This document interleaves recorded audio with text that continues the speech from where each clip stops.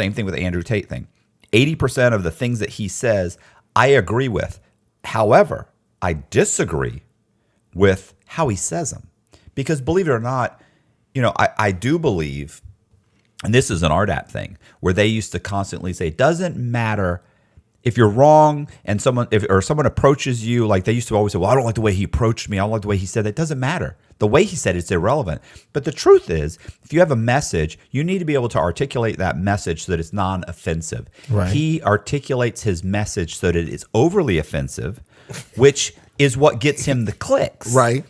And 80% of his message, I don't think, is any different than Jordan Peterson or Ben Shapiro or any of these other guys that I agree with their message. The one thing I fundamentally disagree with is, basically the way some of the things he says about women, and the fact that one of the things that Andrew Tate pushes is, that a man should be able to have sex with as many women as he wants, be in as many relationships at the same time, and that his women shouldn't be in any relationships but with him, and he should be able to, it's like, come on, man, stop it. It's too much. It's overboard. Like, that's never going to function, and society doesn't function like that, and it's be complete chaos. So stop. So I disagree with that. But the idea that, hey, pull yourself up by your bootstraps, suck it up, work hard, make money, make good choices, push yourself, stop blaming everybody else. Like, these are the things, take responsibility for yourself. Like, I believe those things. The problem is, even when he says those things, he says them so badly that it makes people hate him. And they don't realize that, listen, 80% of his message, if it was said by somebody else, you probably would agree. Right. And that's where I get these people that hate on me, because I'm like, I agree. And then the other thing is, if everything he said you agreed with, people will disagree with, and they hate on him because they're like, he's a sex trafficker, but you don't know that. He's been arrested for something that he hasn't been found guilty of.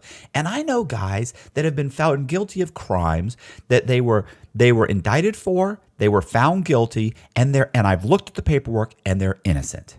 Like, I've seen people that have been locked up for 20 and 30 years that DNA came back and set them free. And guess what? They didn't rape the person they were convicted of. They didn't kill this person. They weren't involved. They walk out the door. So even people that are found guilty, not the majority of them are guilty, but sometimes that happens. Sometimes people take a plea because they realize that the evidence is overwhelming, and they take a plea that they disagree with, and they go to prison for things that they didn't do.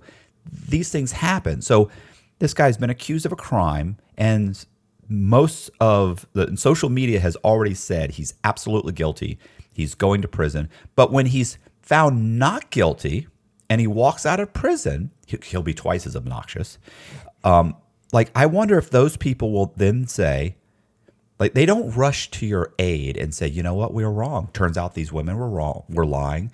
The government in Romania was overzealous. They were wrong. It was a money grab. And they grabbed his stuff. They thought they could convict him. They couldn't. He walked out of jail. It turns out that some of these women were lying, or their statements were taken out of context, or for whatever reason, he walks out. Like, those same people that absolutely were against him, I don't see them that any of them would turn around and say, wow, I messed up. I was wrong about that. They're not going to say that. And the problem, and the fact that they don't look at themselves in the mirror and say, wow, you know what? Like, I screwed up.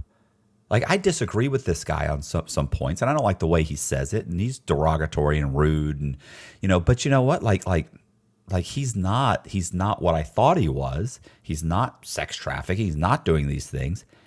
They're not going to do that. They're going to turn around. They're going to come up with some other reason to justify their hatred for somebody that's probably, not valid. So that's Anthony Robbins describes that as the exception. The exception? Yes. So, like, what you're saying is people prejudge him, or they dislike him based on 80% of what he says, right, or on something he said that they don't like, right? And they don't consider the other part. Well, see, that's kind of like getting a job and you're a convicted felon. Yeah, I turned my life around. Yeah, probably. you know. But in order for me to look past what you've done, I have to make an exception. Because typically, like if I wanted to be your roommate and I had a drug habit, right? You might. I'd have an issue with that. Yeah. So you might like make an exception, you know, but like if I end up fucking up, you're like, man, I know this, you know, all these motherfuckers are. Yeah, I've had that. I've already had that happen. Right. I've already, yeah. So where the person was sober, and then fell off the wagon. I said, yeah, you can't. I'm sorry. Right. So if I came to you and I said, well, Matt, let me live with you, but I had a drug problem like last year. So you'd have to make an exception. So I'd have to be I would still be okay. Like I would be like, to me, it's like, this is the problem is I would be like, oh, okay, but you're okay now. Yes. I would wait. Like you would move in, and if you messed up, well, then you've got to go. Right. Like, even though I've already had that experience, I would still be okay with that. Like, I'd be like, okay, well, you know, hopefully you're okay and everything's fine. You'd move in. And then if 3 months from now you messed up, I'd be like, hey, you got to go, bro. Like, I can't have you here, you know? So what if it was someone you didn't know? Yeah, I had a drug problem a year ago. I still think, you know, the problem is I know people that have been in recovery, and I still.